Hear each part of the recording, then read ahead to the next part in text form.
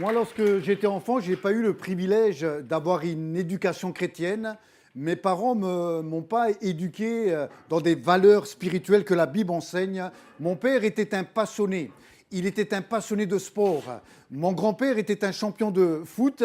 Mon oncle était un champion d'haltérophilie. Et moi, j'ai été contaminé par ce virus qui est le sport. À la maison, on parlait que du sport. Mon père parlait de Bernard Hinault. Il parlait d'Eddy Merckx. Vous connaissez Eddy Merckx? Ça a été une légende, 5 Tours de France, 600 victoires. Et moi, j'ai grandi dans ce contexte, j'avais 5-6 ans. Et là, lorsque j'avais 7-8 ans, je me disais, lorsque je serai grand, je veux devenir un champion.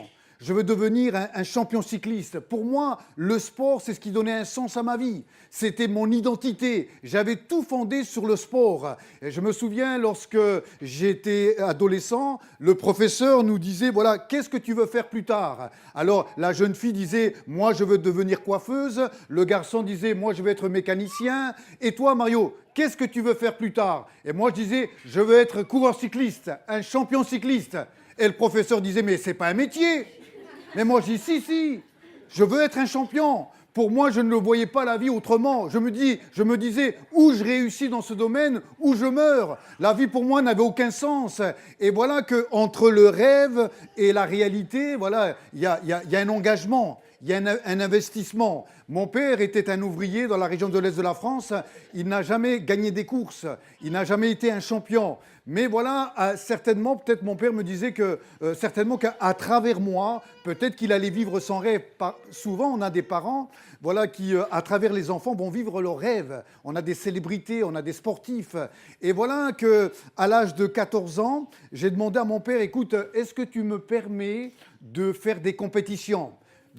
Et là, mon père, alors souvent, le dimanche matin, pour certains, vous allez à l'église, et nous, on allait faire du vélo. Le dimanche après-midi, on allait voir les compétiteurs.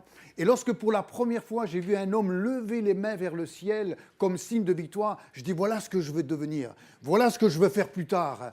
Et voilà qu'à l'âge de 14 ans, j'ai demandé à mon papa, écoute, est-ce que tu me permets de m'inscrire dans un club? Et là, j'ai été étonné. Mon père m'a dit, voilà, je ne veux pas que tu fasses de compétition. Alors moi, j'ai été étonné. Alors j'ai insisté avec larmes. J'ai commencé à dire à mes parents, je veux faire de la compétition, je veux faire des courses, je veux gagner des courses. Et mon père va me dire, je ne veux pas parce que je pense que tu n'es pas capable. Alors, lorsqu'il me dit ça, moi, ça va déclencher en moi un déclic. Et là, intérieurement, je me suis dit, je vais te prouver que je suis capable. Alors, peut-être que vous avez eu le privilège d'avoir un papa, d'avoir une maman qui vous montre de l'affection, qui vous prend dans les bras, qui vous dit « Mon fils, ma fille, je t'aime ». Moi, je n'ai pas eu ce privilège d'avoir quelqu'un qui vous montre de l'amour et de l'affection. Ça ne veut pas dire que mes parents ne m'aimaient pas, mais ils n'arrivaient pas à l'exprimer. Ma mère est sicilienne, mon père est calabré. C'est un mélange explosif, hein? Ça fait un peu mafieux, hein? Mais ne vous inquiétez pas, je me suis converti entre-temps. Et là, dans ma famille, on dit que voilà, qu'on était très pudique dans nos sentiments. On avait du mal à l'exprimer. Mais ça ne voulait pas dire qu'on n'aimait pas son enfant, mais mon père a été éduqué comme ça. Son père n'a rien exprimé. Son grand-père était pareil. Et eux, ils ont reproduit le modèle qu'ils avaient reçu. Mais moi, lorsque vous avez 14 ans, c'est une souffrance. C'est une blessure intérieure. Vous, peut-être que c'est naturel chez vous, vous avez appelé votre père papa. Mais moi, j'étais incapable de l'appeler papa. Parce que si je l'appelais papa, c'était un étranger pour moi. Mon père, il était présent dans le foyer, mais il était tellement absent. Nous étions là autour d'une table, en train de boire le café, aucune communication, aucun dialogue. Nous étions comme deux étrangers. Alors peut-être qu'à cette époque, dans les années 80, inconsciemment, j'ai dû me dire, si peut-être je deviens un champion, si peut-être je gagne des courses, peut-être que là, mon père va s'intéresser à moi. Peut-être qu'à ses yeux, je vais avoir de la valeur. Peut-être inconsciemment, c'est ce que j'ai dû me dire. Et à force de persévérance, mes parents ont accepté que je m'engage dans des compétitions. Imaginez ma joie de pouvoir toucher du doigt le rêve, d'être un compétiteur, de faire des courses, de gagner des courses. Et là, avec la rage de vaincre, chaque jour, pendant des heures et des heures, je me suis entraîné. dans le but de réussir. Et voilà que j'avais une vie très disciplinée. C'était dodo, manger et m'entraîner. J'avais renoncé, mes parents ont permis qu'à 16 ans, je renonce aux études pour me consacrer pleinement dans le sport. Et voilà qu'au bout d'une année, voilà que j'ai gagné ma première victoire. Hein, j'ai pu récupérer quelques photos, quelques articles. Nakarato vainqueur à tel endroit, Nakarato triomphe dans telle ville. Et là, le 1er juillet 1989, j'ai 15-16 ans, je remporte ma première victoire. C'est vrai que ce jour-là, il y avait une joie. Imaginez, il y a des mois et des mois de consécration. Il y a des mois de travail et quelle joie, quelle émotion lorsque vous gagnez la course. Il en est de même lorsque quelqu'un qui fait des études, un jeune homme, une jeune fille, il y a des années de travail et lorsqu'on a atteint le but, lorsqu'on a atteint l'objectif, il y a une joie, il y a une émotion, il y a une satisfaction personnelle. Mais ce jour-là, il y avait une double émotion, une double joie dans ma vie, non seulement d'avoir remporté la victoire, mais ce jour-là, pour la première fois, mon père m'a pris dans ses bras. Il m'a embrassé et il m'a félicité. Et là, je me suis dit, hé, mon père, il m'aime. Ma vie a de la valeur à ses yeux. Il s'intéresse à moi. Lui qui m'avait dit pendant des années, t'es un bon à rien. T'es le raté de la société. Ma mère, à 14 ans, elle me dit, si je savais que tu allais finir comme ça, j'aurais voulu que le cordon t'étouffe à la naissance. Lorsque vous êtes adolescent, dans votre esprit, psychologiquement, vous êtes détruit. Et il a fallu me reconstruire. Il a fallu lutter de dire non, non, non, je vais réussir dans la vie. Avec détermination, avec volonté, j'ai persévéré. Et là, je faisais la fierté de ma famille. Toute la famille qui était dispersée, j'avais mon fan club. Voilà, ils étaient autour de moi, de voir leur cousin, leur neveu, Nakarato, de le voir dans les journaux, de voir que devant lui, il y avait une carrière professionnelle qui s'ouvrait. Voilà, et voilà que du jour au lendemain, ma vie va basculer dans le bon sens. Alors, il y a une joie lorsqu'on s'intéresse à vous. Il y a une joie lorsque voilà, vous faites la fierté de vos parents, de votre famille. Mais ce qui était étonnant, que malgré mes victoires, malgré mes succès, malgré mes titres, il est vrai que sur le moment, il y avait une grande joie, une grande émotion. Mais cette joie, elle était éphémère. Souvent, nous, sportifs de haut niveau, nous étions logés dans des hôtels. Et là, dans l'hôtel, un soir, j'étais seul avec moi-même. Il n'y avait plus de journalistes, plus de podium. Et là, c'était le vide intérieur. Et je me disais que peut-être si je gagne telle course, telle victoire, peut-être que le vide de mon cœur sera comblé. Mais ce cœur était toujours aussi vide. Et voilà que dans cette période, voilà, il y a Angelo. Angelo, c'est mon oncle. Lui aussi n'a pas eu d'éducation chrétienne, il n'a aucune valeur spirituelle. Mon grand-père l'a élevé dans la violence, c'était les coups. Et Angelo, lui, son éducation, il l'a trouvé dans la rue. C'était un drogué, c'était un jeune homme qui était dans une bande de jeunes et qui se bagarrait, c'était le monde de la violence. Et voilà que Angelo, lui, son passe-temps, c'est d'aller cambrioler des maisons. Étonnant quand même, drôle de passe-temps. Et voilà que Angelo, il rentre dans cette maison, et là, dans cette maison, il va trouver quelque chose. La seule chose qu'il va voler ce soir-là, à votre avis, il trouve une Bible. Voilà. Dieu a de l'humour quand même. Il trouve la Bible, il la met sous le bras et il rentre à la maison. Parce que dans le cœur de Dieu, il y a de la place pour tout le monde. Dieu n'est pas venu pour une catégorie d'hommes, mais il est venu pour tous les hommes. Que nous soyons haut placés, que nous puissions réussir dans la vie, que nous soyons bas tombés, le drogué, qu'importe notre niveau social, Dieu nous aime. Dieu a tant aimé le monde qu'il a donné son Fils unique, afin que quiconque croit en lui ne périsse point, mais qu'il ait la vie éternelle. Dieu est amour. Et dans le cœur de Dieu, il y a de la place pour tout le monde. Il y a de la place pour toi, il y a de la place pour moi, parce que Dieu nous aime. Et voilà que Angelo, il est intrigué, il a commencé à lire cette Bible. Il voulait découvrir qui était ce Dieu. Pour lui, Dieu, il n'existait pas, Dieu ne pouvait rien faire. Pour lui, dans sa conception humaine, c'était simplement une religion, une moralité. Et voilà que lorsque Angelo a lu la Bible du début jusqu'à la fin, il va découvrir que Dieu est amour, que Dieu peut changer la vie de tous les hommes. Et Angelo avait besoin de changer. Et voilà que Angelo, mon oncle, il est allé dans la rue comme tous les jours, tous les soirs, il était là. Et là, il a rencontré un groupe, des chrétiens, qui aimaient Dieu, qui aimaient Jésus, qui avaient la foi. Et là, ils ont invité Angelo à venir à La Réunion, dans une église évangélique. Et on lui a dit, ce soir, la bonne nouvelle de l'évangile est proclamée. Tu es le bienvenu. Et Angelo, il est allé. Et ce soir-là, Angelo a donné sa vie à Jésus. Il est passé des ténèbres à la lumière. Jésus a brisé l'esclavage de la drogue. Il a été un homme libre, transformé. Les gens disaient, mais on ne comprend plus rien. Le jeune homme violent, le jeune homme qui touchait à la drogue, voilà que maintenant, il vit vraiment une vie droite. Il vit vraiment dans des vraies valeurs spirituelles que la Bible enseigne. Et Angelo, ce soir-là, il va devenir un passionné de Jésus. Et là, cette bonne nouvelle, il voulait la partager. Partout, il allait rendre témoignage, il évangélisait, il parlait de Jésus. Et là, voilà que Angelo va rencontrer Marut.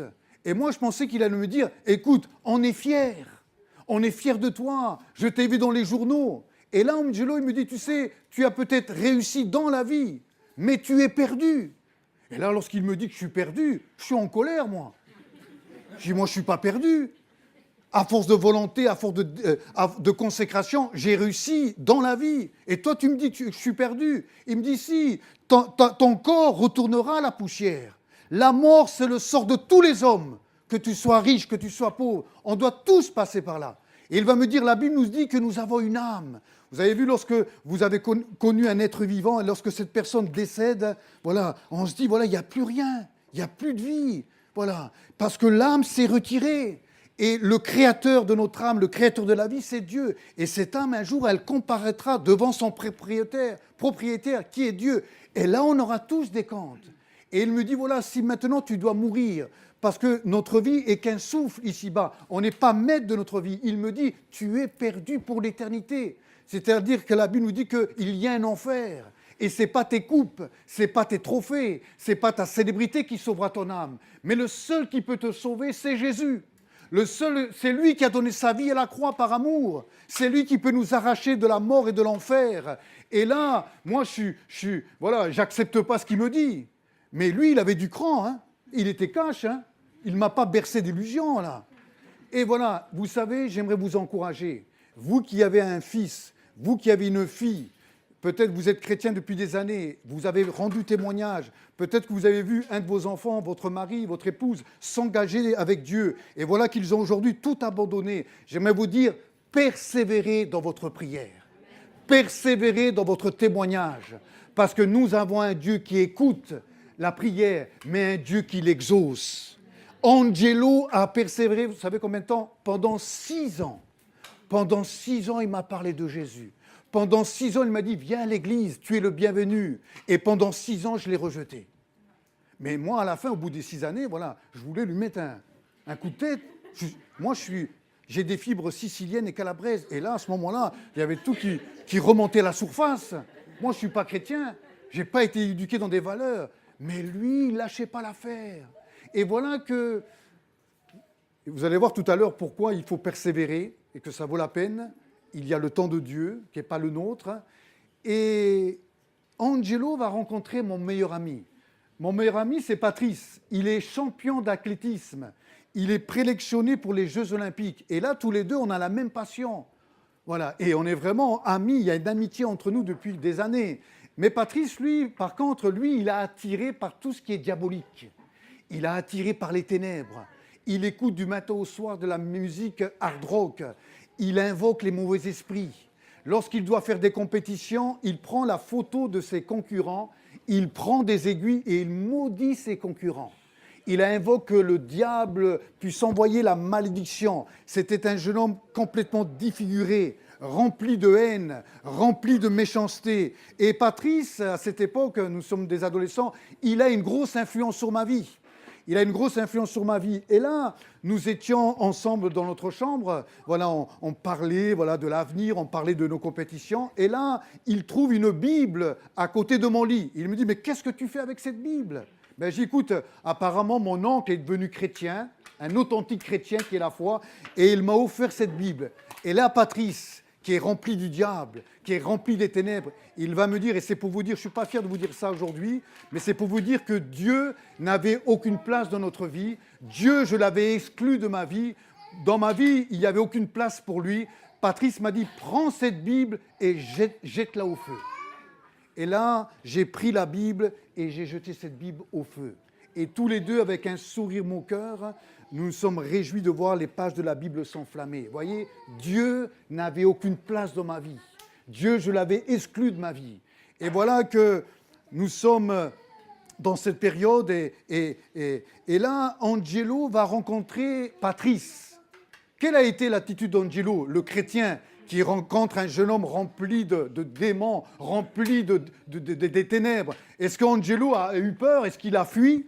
Quel a été le comportement d'Angelo, le chrétien, devant Patrice, à votre avis? Il a parlé? Il a pris dans les bras? Est-ce qu'il a dit, voilà, t'es tellement rempli des ténèbres, il n'y a plus d'espoir pour toi. Dieu, voilà, t'es tellement... Il lui a parlé de Jésus. Il lui a dit que Jésus l'aimait. Dans le cœur de Dieu, il y a de la place pour tout le monde, même pour ceux qui font le mal, même pour ceux qui ont maudit Dieu, même pour ceux qui ont connu les ténèbres à un degré. Patrice, voilà, il avait vraiment besoin d'une délivrance. Et voilà qu'Angelo va lui dire, écoute, ce soir, la bonne nouvelle de l'Évangile est proclamée. Tu es le bienvenu. Et Patrice, il est venu. Il est venu à l'église. Voilà. Et là, Patrice, il n'est pas venu dans le but de dire, ça y est, je vais me convertir au christianisme. Enfin, j'ai capitulé. Pas du tout. Patrice, il est venu accompagné d'un objet. Ce soir-là, il est venu accompagné d'un poignard. Sous sa veste, il avait un poignard. Et là, Patrice avait dit, je vais tous les tuer. Lorsque ces gens vont invoquer Jésus, Dieu, je vais tous les tuer. Il n'y a pas un gars comme ça ce matin? Avec un poignard? J'ai dit ça il y a quelques mois en Belgique. Et il y a un gars qui a dit, oui, moi je suis comme ça. J'étais un peu embarrassé. Voilà. Et je dis, il y a de l'espoir pour toi. Et là, Patrice, il est venu dans cette église. Mais ce soir-là, j'aimerais vous dire que l'amour de Dieu était beaucoup plus puissante que la haine qui était dans le cœur de Patrice. Et voilà que Patrice a entendu parler de Jésus pendant 25 minutes. Il a entendu parler que Jésus était mort sur la croix. Et sur cette mort à la croix, Jésus avait vaincu la malédiction. Il avait vaincu les ténèbres. Il avait vaincu le diable. Et voilà que ce soir-là, le prédicateur va dire, si quelqu'un veut donner sa vie à Jésus, qu'il sorte de son rang et qu'il s'approche devant comme un signe d'engagement. Et qui se lève? Patrice. L'amour de Dieu était si puissante. Les larmes ont commencé à couler de son visage. Et ce soir-là, Patrice a donné sa vie à Jésus. Il a fait de Jésus sa priorité. Et Patrice, il est passé par la puissance de l'amour de Dieu, des ténèbres à la lumière. Sa vie a été transformée. Ça a été vraiment une réalité. Et la religion ne pouvait pas faire ça. La moralité ne pouvait pas accomplir ça. Mais l'amour de Dieu, la puissance de l'amour de Dieu a pu le transformer. Et là, son papa disait, mais je ne comprends plus rien. Il y a 15 jours, il écoutait des musiques du diable. Et maintenant, il écoute des musiques chrétiennes. Gloire à Jésus, gloire à Dieu. Mais qu'est-ce qui s'est passé? Et là, pour moi, il y avait un problème. Vous savez lequel? Maintenant, ils étaient deux à me parler de Jésus. Une semaine, c'était Angelo, l'autre semaine, c'était Patrice. Mais je dis, mais ce Dieu, il lâche pas l'affaire. Et Dieu permettait, il mettait Angelo sur ma route, il mettait Patrice. Mais je dis, mais vraiment, ce Dieu, il m'aime. Et tant qu'il n'a pas trouvé le chemin de mon cœur, voilà, il ne va pas me lâcher. Mais ce qui m'a touché dans cette période, c'est de voir que Dieu, il ne s'imposait pas à moi. Il se proposait. Vous savez, lorsque vous aimez une personne, il y a un respect. On n'est pas là pour la forcer. Et là, je dis, mais ce Dieu, il m'aime vraiment. Malgré mon rejet, malgré ma résistance, Dieu se propose à moi avec amour, avec tendresse, avec respect. Et ce que Dieu attendait de moi, c'est que je lui ouvre mon cœur et que je lui dise, voilà, Jésus, je te donne une place. Mais là, moi, je n'étais pas capable. Parce que la passion du sport était tellement forte, tellement grande, que moi, je dis, voilà, il n'y a pas de place pour Dieu. Parce que moi, je me disais, si je donne ma vie à Dieu, je vais la gâcher. Moi, je suis un passionné. Pour moi, Dieu, si je donnais ma vie à Dieu, vous voyez, deux fois, on a une conception complètement faussée. Je me dis, si je donne ma vie à Dieu, je vais devenir un moine, je vais devenir un religieux. Et moi, je suis un passionné. Je ne pourrais plus faire ci, je ne pourrais plus rigoler. Et moi, ça ne me donnait pas envie. Mais voyez, c'est ce que moi, je pensais. Et voilà que nous sommes en 1989 et là, moi, je prépare la saison 1989 avec des nouveaux objectifs, avec des victoires qui est là devant moi. Et là, nous étions l'hiver, c'était le mois de décembre. Alors, moi, je vivais 10 mois de l'année comme un moine, hein, investi dans le sport, consacré. Il y a un prix à payer pour la réussite. Et là, l'hiver, j'avais à peu près un mois pour décompresser. Moi, je ne connaissais pas le monde de la nuit. Je ne connaissais pas les boîtes de nuit, les dancing, etc. Et voilà que Patrice me dit, écoute, ce soir, on a une réunion de jeunesse. Et moi, déjà, voir des jeunes dans une église, j'ai dit, pour moi, c'était que les vieux qui allaient à l'église. Excusez l'expression. Pour moi, c'était ceux qui étaient en fin de vie, ceux qui avaient échoué dans la vie. Et là, il me dit, il y a des jeunes, il y a de la jeunesse. Et j'étais comme étonné. Et là, il me dit, écoute, la bonne nouvelle de l'évangile sera proclamée, tu es le bienvenu. Et là, je me suis dit, au bout, ça faisait 6 ans comme invité, j'ai dit, voilà, c'est mon ami, accepte au moins une fois, et après tu seras débarrassé de l'Église et de Dieu. Voilà. C'est ce que je me suis dit. 2 heures plus tard, il y a 2 de mes amis qui viennent, eux ne sont pas chrétiens. Je dis, écoute Mario, ce soir on a prévu une soirée dans une boîte de nuit, il y aura de la drogue, il y aura de l'alcool, il y aura des jolies filles au programme, t'es le bienvenu. Et qu'est-ce que j'ai fait, moi? Au lieu d'aller à l'église, je suis allé dans cette boîte de nuit dans le but où je pensais que le vide de mon cœur allait être comblé. Je me dis peut-être que si je m'amuse, si je suis dans une ambiance, peut-être que je vais trouver de la joie. En fin de compte, j'étais à la recherche d'une paix intérieure que je ne trouvais pas. Et là, je suis rentré dans cette boîte de nuit. Et là, j'ai vu des jeunes complètement ivres, sous l'influence de la drogue. Et là, il y a un jeune homme qui est là, qui est complètement ivre. Il me dit, voilà, lui je le connais, lui je le connais, lui je le connais. Si quelqu'un me cherche la bagarre, j'ai juste à claquer des doigts et il vient de me défendre. Et au même moment, il me provoque. Alors je me dis, si je le provoque, là, il y a 15 gars qui vont me sauter dessus. Et là, je dis, écoute, on va sortir dehors et on va régler les comptes. Le portier a ouvert la porte et là, j'ai couru. Je pense que j'ai dû battre les 100 mètres... le record des 100 mètres d'athlétisme. Voilà. Ne dites pas que je suis à l'âge, je vous aurais fait la même chose. Hein. Il est 4 heures du matin. Je suis là seul dans une ville, dans un petit village de l'Est de la France. Et au bout d'un chemin, on appelait ça le chemin noir. Au bout, je vois un jeune homme arriver. Pour moi, c'est le jeune homme en question qui m'a provoqué. Et là, je serre le poing, je dis, il n'y a plus qu'à frapper.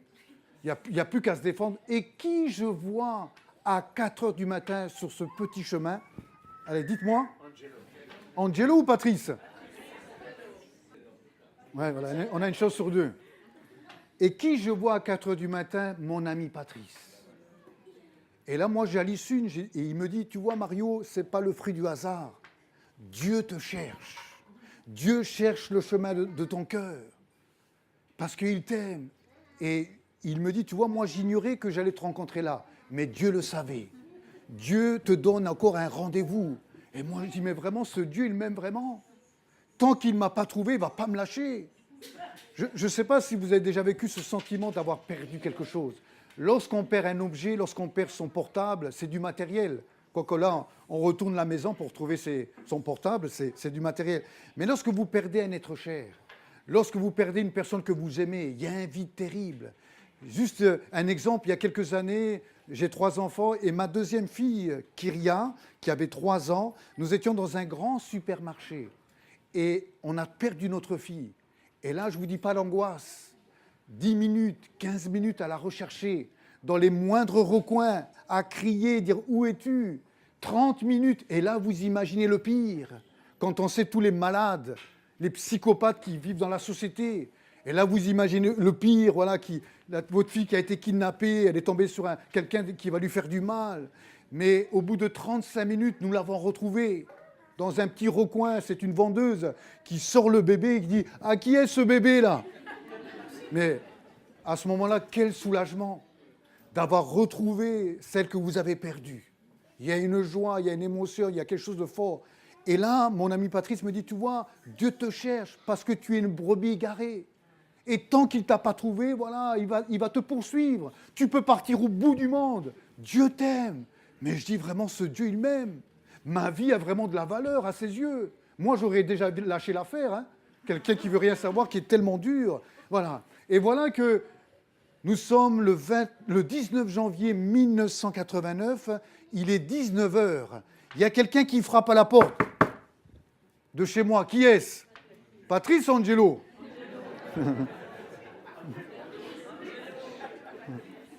Angelo, il lâche pas l'affaire, lui, hein.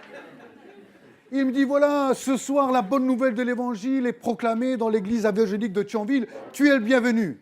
Et ce soir-là, j'ai accepté de venir. 29 ans plus tard, je ne peux pas vous dire pourquoi j'ai accepté. Mais ce que j'ai su, c'est que pendant 6 ans, il y avait une église, il y avait des chrétiens qui priaient pour moi. Et qui disaient, oh Dieu, révèle-toi dans sa vie. Tu vois, le Dieu de ce siècle l'a complètement aveuglé, la passion l'a aveuglé, mais révèle-toi dans sa vie.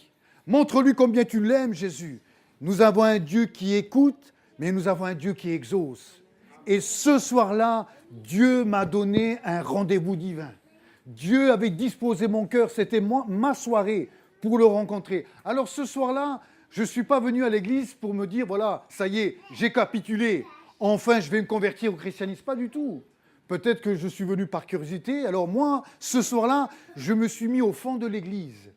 Vraiment à la dernière place, pour dire, voilà, je n'ai pas envie de participer à la réunion, etc. Et là, moi, j'ai été un observateur, j'écoutais les gens, je les observais, et là, j'ai été touché. Moi, j'avais grandi lorsque ma maman m'a dit, écoute, tu sais, par rapport à la famille, ce serait bien que tu puisses faire ta communion. Alors moi, j'ai dit, ma communion, qu'est-ce que c'est? Elle m'a dit, tu vas faire des cours de catéchisme à l'église, etc. J'ai dit, oh non, ça ne m'intéresse pas, tout ça. Et là, moi, j'ai appris que lorsque tu fais ta communion, tu as des cadeaux après.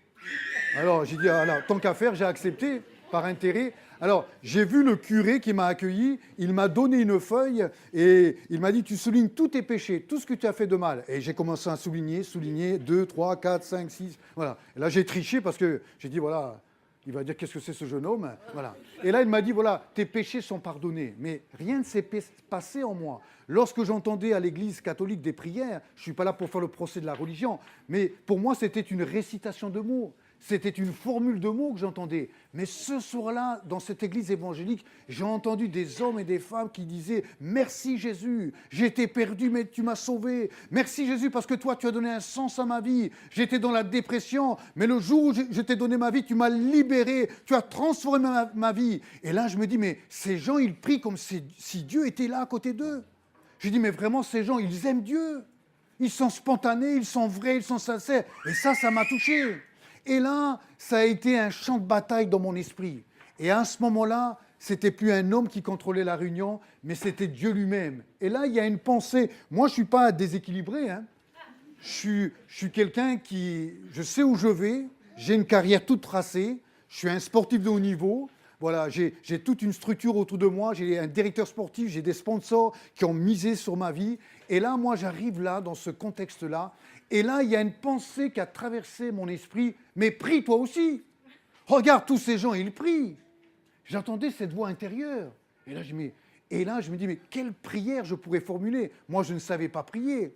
Et là, je me suis dit, voilà, la prière que j'ai formulée avec mes mots à moi, et j'étais vrai, j'ai dit, Seigneur, ô Dieu, à ce Dieu inconnu, je vais démarrer ma nouvelle saison sportive. Donne-moi cette année, en 89, de gagner beaucoup de courses. Tant qu'à faire, voilà. Voilà, mais j'étais vrai, j'étais sincère. Et là, une deuxième pensée est venue traverser mon esprit. Mais ferme les yeux. Regarde tous ces gens, non pas qu'il y ait une formule pour être exaucé. Et là, la pensée, ferme les yeux. Regarde tous ces gens, les yeux fermés.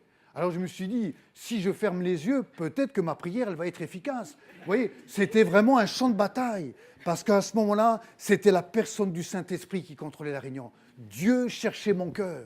Dieu savait comment trouver le chemin de mon cœur. On a tous un témoignage, on a tous une conversion qui est complètement différente. Mais Dieu savait comment trouver le chemin de mon cœur. Et là, je me suis souvenu que quelques mois en arrière, nous étions autour des Vosges. Vous connaissez les Vosges? C'est un peu comme la Suisse. Ça monte, ça descend, ça va très vite, il y a des cols.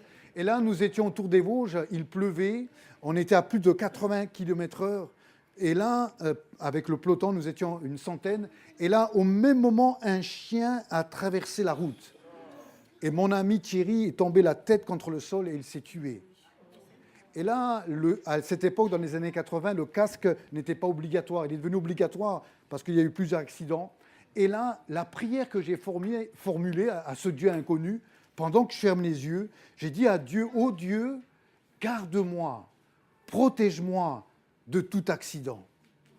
C'était une prière qui était vraie, qui sortait de mon cœur. Et là, ce que je vais vous dire, c'est vraiment vrai, la réalité. Pendant que mes paupières sont fermées, impossible de les ouvrir. Moi qui disais, il n'y a pas de Dieu, Dieu n'existait pas. J'ai été enveloppé d'une présence. La présence de Dieu était là dans ce lieu. Et là, devant cette révélation de l'amour de Dieu, j'ai vu une blancheur, mais vraiment une blancheur, une lumière blanche qui représentait une pureté, une sainteté. À ce moment-là, pourtant mes yeux sont fermés, je reçois la révélation d'un Dieu qui est saint, d'un Dieu qui est pur. Et cette pureté, cette lumière blanche était comme un miroir. Et devant ce miroir, je pouvais voir le reflet de mon âme, le reflet de mon cœur. Et là, à ce moment-là, pour la première fois, je me suis senti coupable. J'étais sale, j'étais noir à l'intérieur. Et moi qui disais, il n'y a pas de Dieu, j'avais vraiment une dureté. J'ai commencé à pleurer, à pleurer, à pleurer. Impossible de retenir mes larmes. Mais là, j'étais touché parce qu'à ce moment-là, il y avait l'amour de Dieu qui frappait à la porte de mon cœur. Et pendant quelques secondes, j'ai vu dans ma conscience le film de ma vie passée. Ça a duré quelques secondes. J'ai revu toutes les fois où j'ai menti, toutes les fois où j'ai levé le poing contre Dieu. J'ai revu le jour, lorsque j'avais 15 ans, lorsque j'ai pris la Bible et que je l'ai jetée au feu. Et là, j'ai commencé à dire, oh Dieu, pardonne-moi, parce que je suis perdu. Ce soir-là, il y a eu une prise de conscience que mon âme était perdue, que mon âme avait besoin d'un sauveur. Et celui qui pouvait sauver mon âme, c'était Jésus-Christ. Et là, j'étais sur ma chaise complètement paralysé. Moi, le sportif orgueilleux, parce qu'un sportif de haut niveau, il est très orgueilleux. Devant la révélation de l'amour de Dieu, je me suis senti si petit.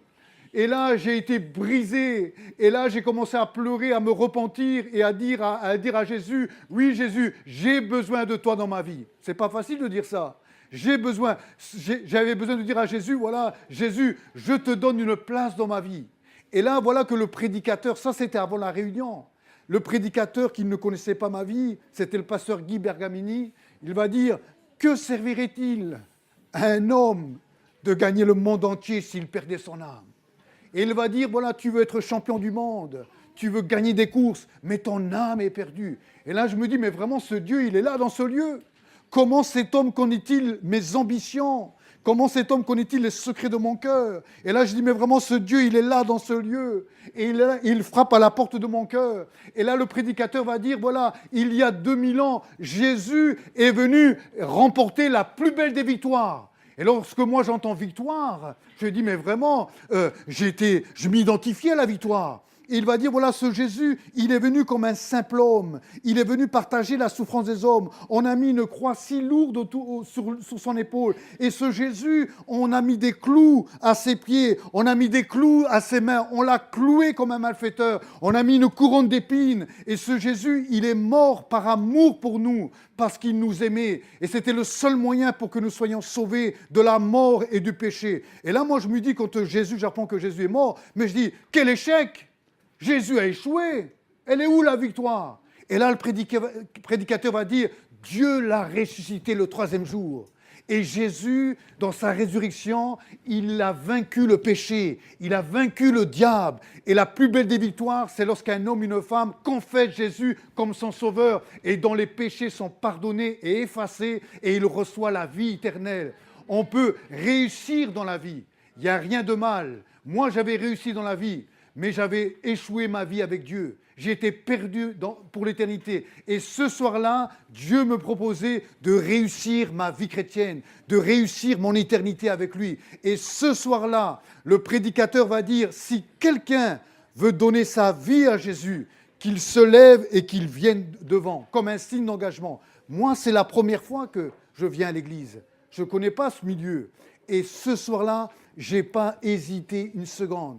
J'ai à peine 19 ans, j'ai traversé toute l'allée centrale et j'ai dit pour la première fois à Jésus, Jésus, je t'ouvre mon cœur et je te donne une place. Et je te donne la première place. Vous savez, pour un passionné, ce n'était pas facile. Mais ce soir-là, l'amour de Dieu était si puissant. La révélation de Dieu était si forte que je ne pouvais plus nier que Dieu n'existait pas. Mais j'ai compris que ce soir-là, Dieu m'aimait. que Dieu voulait le meilleur pour moi, que ma vie avait de la valeur à ses yeux. Et ce soir-là, j'ai dit à Jésus, je fais de toi ma priorité. Moi qui étais venu avec un cœur qui était vide, ce soir-là, le vide de mon cœur a été rempli par la présence de Dieu. Il y avait là, ce soir-là, un fleuve de l'amour de Dieu. Moi qui n'avais pas connu l'amour d'un papa terrestre, ça peut arriver, parce que nous sommes des êtres humains avec nos défauts. Mais ce soir-là, le vide de mon cœur a été comblé par l'amour d'un papa et d'un Père céleste parfait. Alléluia.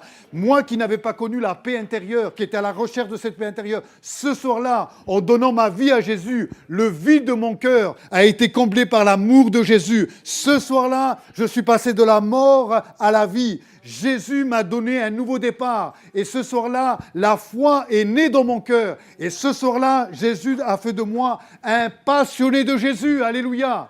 Non seulement Jésus a changé ma vie, il m'a sauvé, mais il m'a transformé. Il a enlevé la haine de mon cœur et il l'a rempli par son amour.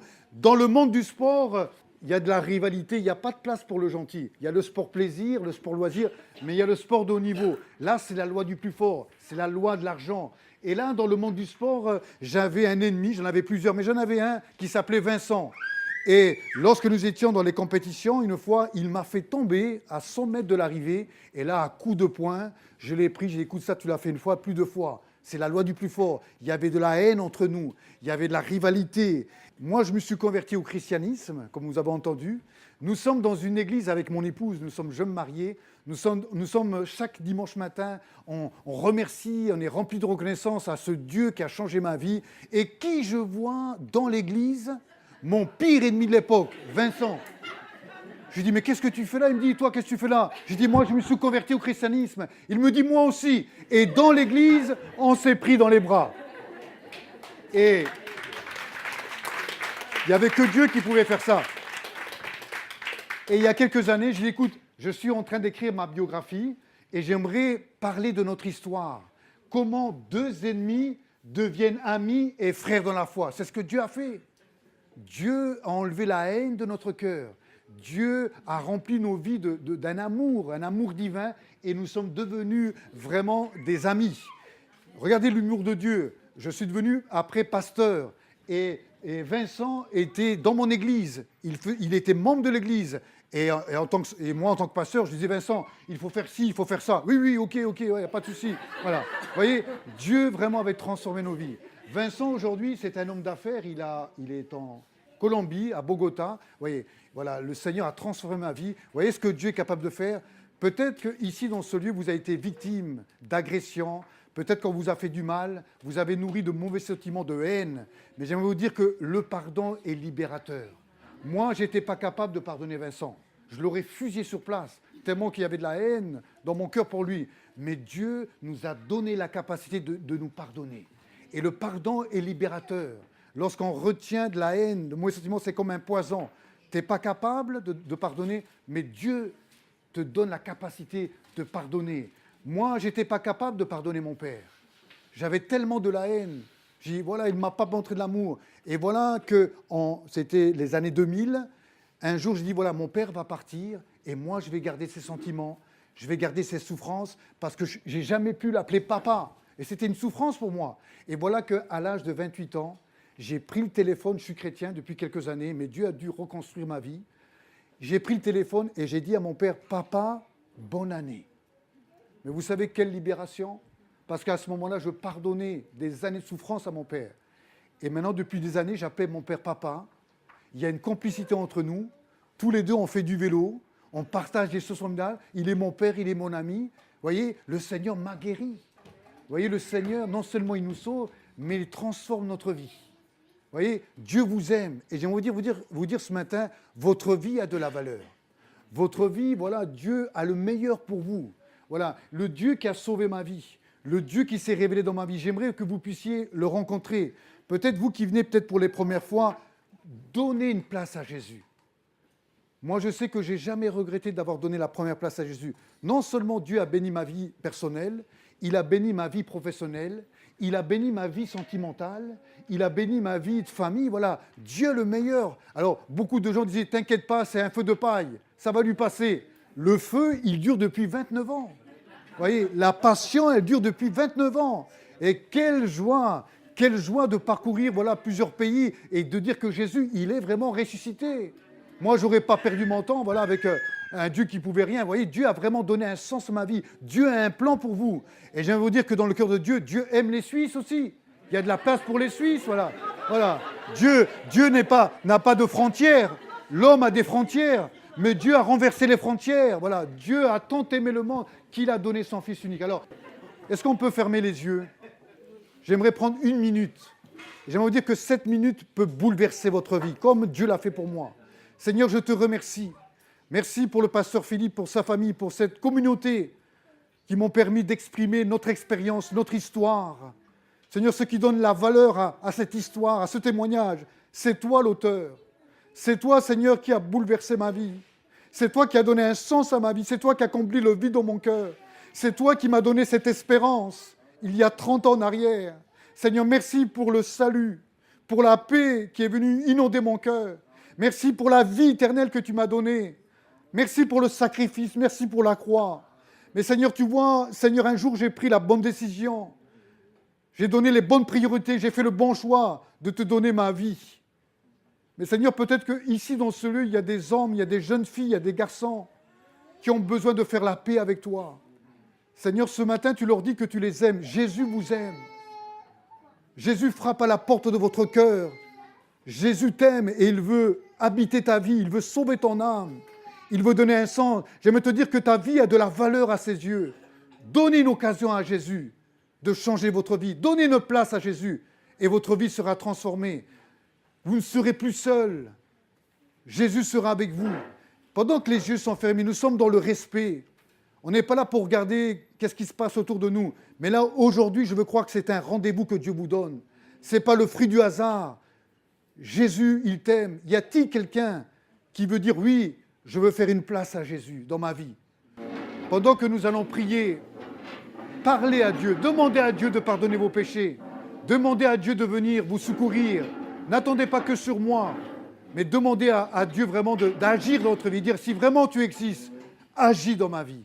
Viens pardonner mes péchés. Viens sauver mon âme. Dieu entend même la prière secrète de nos cœurs. Dieu entend, mais Dieu est à l'action. Et ce matin, j'aimerais vous dire que Dieu est à l'action. Dieu sauve ce matin. Dieu libère ce matin. Dieu guérit ce matin. Alléluia, parce qu'il est ressuscité. Seigneur, merci parce que toi, il y a 29 ans en arrière, tu as bouleversé ma vie. Tu as comblé le vide de mon cœur. J'étais sans espoir. J'avais peur de la mort. J'étais angoissé. Je ne trouvais pas cette paix intérieure. Ma vie n'avait aucun sens malgré ma réussite professionnelle. Mais merci le jour où tu es venu dans ma vie. Merci de ce que tu m'as donné une occasion de te rencontrer. Et je veux croire que ce matin, Seigneur, c'est un rendez-vous divin. Tu donnes une occasion à cet ami, à cette femme, à cet homme, de te rencontrer au nom de Jésus. Je prends autorité selon ta parole. Seigneur, merci parce que à la croix, le sang de Jésus, ce sang innocent, ce sang précieux, toi qui étais sans tache, sans péché, a le pouvoir aujourd'hui en 2018, dans cette réunion, tu as le pouvoir de pardonner. Dans le nom de Jésus, toi qui confesses, vous qui confessez maintenant votre péché, maintenant Jésus pardonne vos péchés. Le sang précieux de Jésus efface et il ne se souvient plus de vos péchés. Maintenant, reçois le salut, recevez la joie, recevez la paix de Dieu qui surpasse toute intelligence. Maintenant, Jésus, il rentre dans ta vie. Tu n'es plus seul, il fait sa demeure en toi. Maintenant, il y a de la joie dans le cœur de Dieu parce que maintenant, vous passez des ténèbres à la lumière. Maintenant, vous êtes sauvés.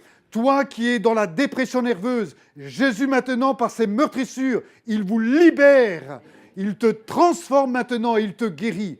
Toi qui as été blessé, toi qui as été victime d'abus, maintenant tu avais nourri depuis des années de l'amertume contre ceux qui t'ont fait du mal. Maintenant, Dieu te donne la capacité de pardonner ceux qui t'ont fait du mal. Soyez libérés parce que le pardon est libérateur. Et Jésus te donne ce matin la capacité de pardonner ceux qui t'ont fait du mal. Jésus dira à la croix, pendant qu'il était crucifié, pendant qu'on lui faisait du mal, pendant qu'on mettait une couronne d'épines, Jésus a regardé la foule et il va dire « Père, Pardonne-leur, car ils ne savent pas ce qu'ils font.